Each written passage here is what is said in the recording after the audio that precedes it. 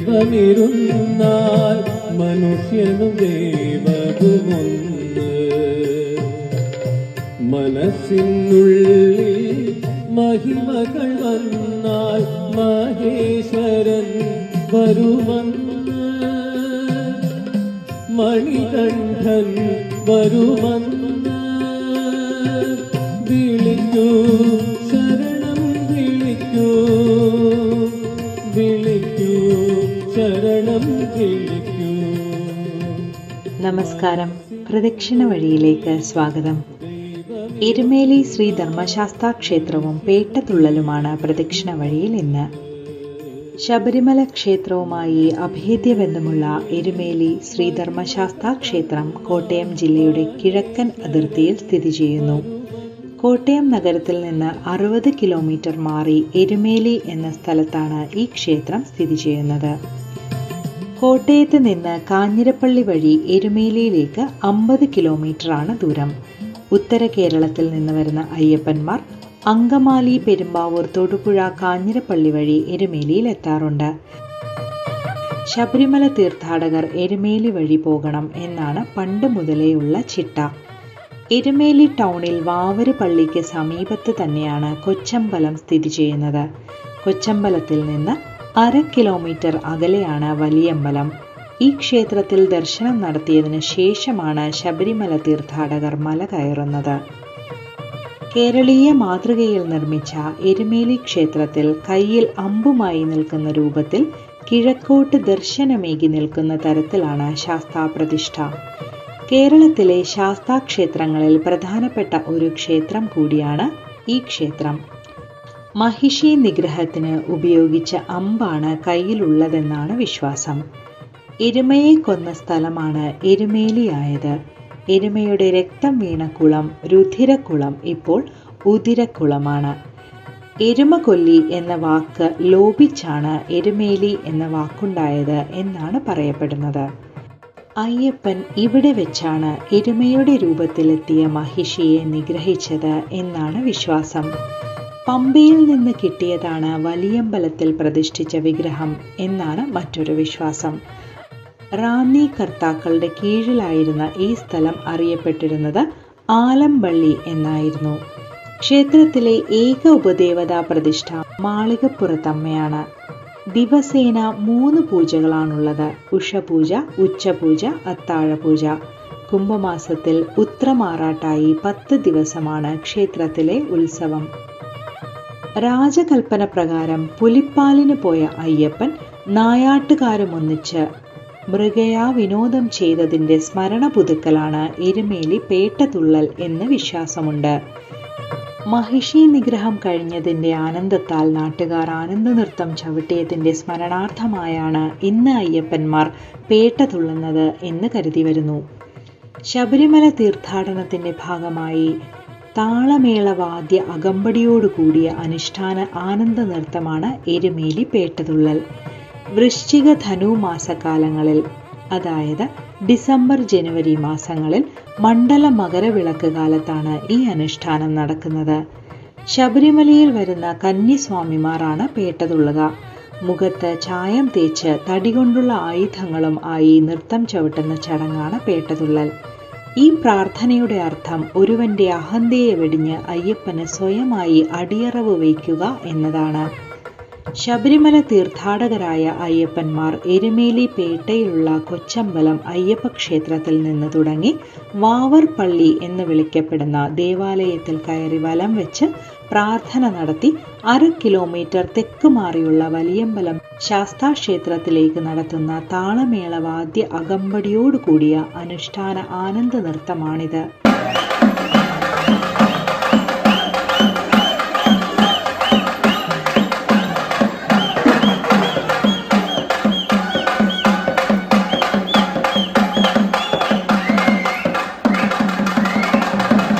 ആദ്യമായി ശബരിമലയ്ക്ക് പോകുന്നവർ നിശ്ചയമായും എരുമേലിയിൽ പേട്ട കെട്ടിക്കഴിഞ്ഞ് വേണം ശബരിമലയിലേക്ക് തിരിക്കാൻ.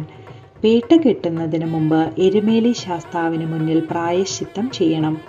ഒരു വെറ്റിലയും അതിലൊരടക്കയും 1 രൂപ നാണയവും വെച്ച് ഭഗവാനെ വ്രതവേളയിൽ അറിഞ്ഞോ അറിയാതെയോ ചെയ്ത പാപങ്ങളെല്ലാം പുറത്ത് 18-ാം പടി കയറാൻ അനുവദിക്കണേ എന്ന് പ്രാർത്ഥിച്ച് ഭണ്ഡാരത്തിൽ ഇടണം.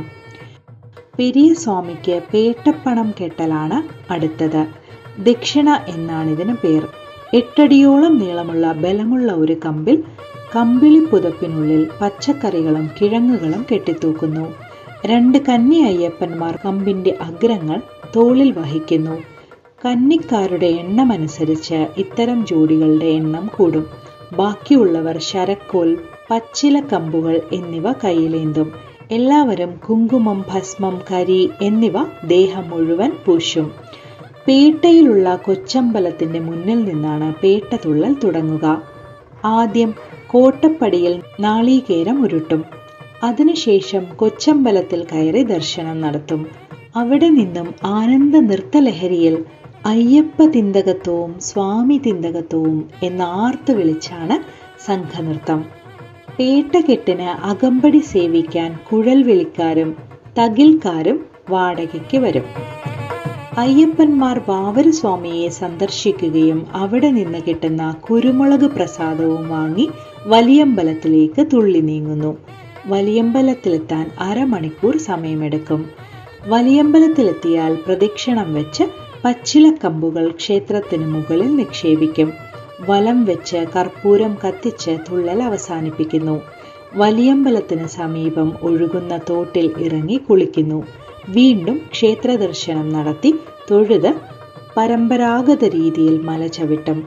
മല ചവിട്ടാൻ തുടങ്ങുന്നതിനു മുമ്പ് കന്നിക്കാർ ശബരിപീഠത്തിൽ തൂക്കാനുള്ള കച്ചിയും ശരം കുത്തിയിൽ കുത്താനുള്ള ശരവും വാങ്ങി വേണം കയറാൻ.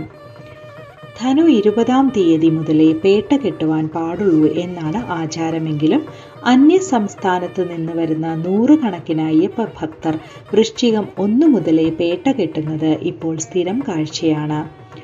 അമ്പലപ്പുഴ ആലങ്ങാട് സംഘക്കാരാണ് അവസാനം പേട്ട കെട്ടേണ്ടത്. ആലങ്ങാട്ടു സംഘം അയ്യപ്പന്റെ അച്ഛൻ തായ് വഴിയും അമ്പലപ്പുഴ സംഘം അമ്മ തായ് വഴിയും എന്നാണ് വിശ്വാസം. ധനു 27-നാണ് അമ്പലപ്പുഴ ആലങ്ങാട് സംഘക്കാരുടെ പേട്ടകെട്ട്. ആദ്യം അമ്പലപ്പുഴ സംഘക്കാർ പേട്ടകെട്ടും. ആ സമയം ആകാശത്ത് കൃഷ്ണപ്പരുന്നുകൾ വട്ടമിട്ട് പറക്കും. അമ്പലപ്പുഴ സംഘക്കാരുടെ പേട്ടകെട്ട് കഴിഞ്ഞ് വൈകിട്ട് 3 മണിയോടെ ആലങ്ങാട് സംഘക്കാർ പേട്ടകെട്ടും. പൂർവരാശിയിലപ്പോൾ വളരെ വ്യക്തതയോടെ നക്ഷത്രം തെളിയും. ഉദയാനനുമായുള്ള യുദ്ധത്തിന് മുന്നോടിയായി അയ്യപ്പ നിർദ്ദേശപ്രകാരം വാവർ മറ്റെല്ലായിടത്തും സഹായ അഭ്യർത്ഥന നടത്തി. എന്നാൽ ആലങ്ങാട്ടുകാരുടെ അടുത്ത് ചെല്ലാൻ മാത്രം മറന്നുപോയി. അതിന്റെ കുറവ് എന്നോണം ആലങ്ങാട് സംഘക്കാർ പേട്ട കെട്ടി വരുമ്പോൾ ഇപ്പോഴും വാവര് പള്ളിയിൽ കയറാറില്ല. അയ്യപ്പന്റെ ഉറ്റമിത്രമായി ഐതിഹ്യത്തിൽ നിറഞ്ഞു നിൽക്കുന്ന വാവരുടെ പള്ളിയിൽ ദർശനം നടത്തിയ ശേഷം മാത്രമേ 18-ാം പടി ചവിട്ടാവൂ എന്നാണ് വിശ്വാസം. മതസൗഹാർദ്ദത്തിന്റെ ഉത്തമ ഉദാഹരണമായി വാവര് പള്ളിയും അയ്യപ്പ ക്ഷേത്രങ്ങളും എരുമേലിയിൽ നിലകൊള്ളുന്നു. ഹരിഹരസുതനായ സ്വാമി അയ്യപ്പനെ കുറിച്ച് ഒരുപാട് ഐതിഹ്യ കഥകൾ എരുമേലിക്ക് പറയാനുണ്ട്. അതിൽ ഒന്നാണ് എരുമേലി പുത്തൻവീട്. എരുമയുടെ തലയും മനുഷ്യന്റെ ഉടലുമായുള്ള മഹിഷി എന്ന ഉഗ്രരൂപം നാടാകെ ജനങ്ങളെ കൊന്നൊടുക്കിക്കൊണ്ടിരുന്ന സമയം. മഹിഷിയുടെ ഉപദ്രവം സഹിക്കാൻ വയ്യാതെ ജനങ്ങൾക്ക് ജീവിതം ദുസ്സഹമായി. അങ്ങനെയിരിക്കെ മഹിഷി നിഗ്രഹത്തിനായി അവതാര പിറവിയെടുത്ത അയ്യപ്പൻ എരുമേലിയിലെത്തി. കൊടും വനമായിരുന്ന പ്രദേശത്ത് നടന്നു തളർന്ന അയ്യപ്പന് അന്തിയുറങ്ങാൻ ഏറെ അന്വേഷിച്ചിട്ടും യോഗ്യമായ സ്ഥലങ്ങൾ ഒന്നും കിട്ടിയില്ല. ഒടുവിൽ റാന്തൽ വിളക്കിന്റെ പ്രഭ കണ്ട അയ്യപ്പൻ അവിടേക്ക് കയറി ചെന്നപ്പോൾ ഒരു വല്യമ്മ തനിച്ച് താമസിച്ചിരുന്ന വീടായിരുന്നു അത്. അയ്യപ്പൻ തനിക്ക് എന്തെങ്കിലും കഴിക്കാൻ നൽകണമെന്ന് ആവശ്യപ്പെട്ടപ്പോൾ ശിവപൂജയുടെ നിവേദ്യം മാത്രമേ അവിടെ ഉണ്ടായിരുന്നുള്ളൂ. അത് കഴിച്ച അയ്യപ്പൻ ഇന്ന് തനിക്കിവിടെ തങ്ങാനുള്ള അനുവാദം നൽകണമെന്ന് ആവശ്യപ്പെട്ടു. ആണുങ്ങളോടാണ് മഹിഷിയുടെ ഉപദ്രവം എന്നതിനാൽ വല്യമ്മ കിടക്കാൻ അനുവദിക്കില്ലെന്ന് പറഞ്ഞു. എന്നാൽ അയ്യപ്പന്റെ നിർബന്ധത്തിന് വഴങ്ങി എന്തു വന്നാലും താൻ സഹിച്ചുകൊള്ളാം എന്ന ഉറപ്പിനാൽ രാത്രി തങ്ങാൻ അനുവദിച്ചു. ആ രാത്രിയിൽ മഹിഷിയെ നിഗ്രഹിച്ച ശേഷം രുദ്രക്കുളത്തിൽ വാൾ കഴുകി മടങ്ങി വന്നപ്പോഴാണ് കലിയുഗവരദനായ അയ്യപ്പനാണ് താനെന്നും തൻ്റെ അവതാര ലക്ഷ്യം മഹിഷിയെ വധിച്ച് മാലോകരെ രക്ഷിക്കുകയാണെന്നതും വെളിപ്പെടുത്തുന്നത്. തൻ്റെ ഓർമ്മയ്ക്കായി മഹിഷിയെ കൊല്ലുവാൻ ഉപയോഗിച്ച വാൾ പുത്തൻ വീട്ടിലെ വല്യമ്മയെ ഏൽപ്പിച്ച ശേഷമാണ് അയ്യപ്പൻ ശബരിമലയ്ക്ക് യാത്രയായത്. കാലങ്ങൾ ഏറെ കഴിഞ്ഞിട്ടും സ്വാമി അയ്യപ്പൻ ഓർമ്മയ്ക്കായി സമ്മാനിച്ച വാളും 1000 വർഷങ്ങളോളം പഴക്കമുള്ള വീടും പുത്തൻ വീട്ടുകാർ ഇന്നും പഴമ ചോരാതെ സംരക്ഷിച്ചു പോരുന്നു.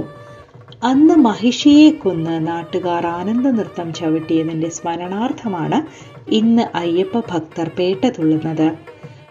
അയ്യപ്പൻ വാൾ കഴുകി വൃത്തിയാക്കിയ രുധിരക്കുളവും പുത്തൻ വീട്ടിൽ ഇന്നും കാത്തു സൂക്ഷിക്കുന്ന വാളും എരുമേലിയുടെ പൈതൃക സ്വത്തായി അവശേഷിക്കുന്നു. ദേഹമാസകലം ചായം പൂശി വാദ്യമേളങ്ങളുടെ അകമ്പടിയോടെ മഴയും വെയിലും പോലും അവഗണിച്ച് രാത്രിയെന്നോ പകലെന്നോ ഇല്ലാതെ പേട്ടതുള്ളുന്ന അയ്യപ്പ ഭക്തർ ലോകത്ത് എരുമേലിയിൽ മാത്രമുള്ള കാഴ്ചയാണ്. സ്വാമി അയ്യപ്പന്റെ അനുഗ്രഹം എല്ലാ ഭക്തജനങ്ങൾക്കും ഉണ്ടാകട്ടെ എന്ന പ്രാർത്ഥനയോടെ പ്രദക്ഷിണ വഴികളുടെ ഈ അധ്യായം പൂർത്തിയാകുന്നു. നന്ദി. മനമാകും മരുഭൂവിൽ ഭക്തി മലർവാടി വളരാനായി വിരിയാനായി സൽഗുണമായി മലരുകൾ വിരിയാൻ സന്തതമുള്ളിരിക്കൂ ദേവ ശാസ്താവേ ശബരീശ ദേവ ശാസ്താവേ ശബരീശ. മനസ്സിനുള്ളിൽ ദൈവമിരുന്നാൽ മനുഷ്യനും ദൈവവും ഒന്ന്. മനസ്സിനുള്ളിൽ മഹിമകൾ വന്നാൽ മഹേശ്വരൻ വരുമെന്ന് മണികണ്ഠൻ വരുമെന്ന്.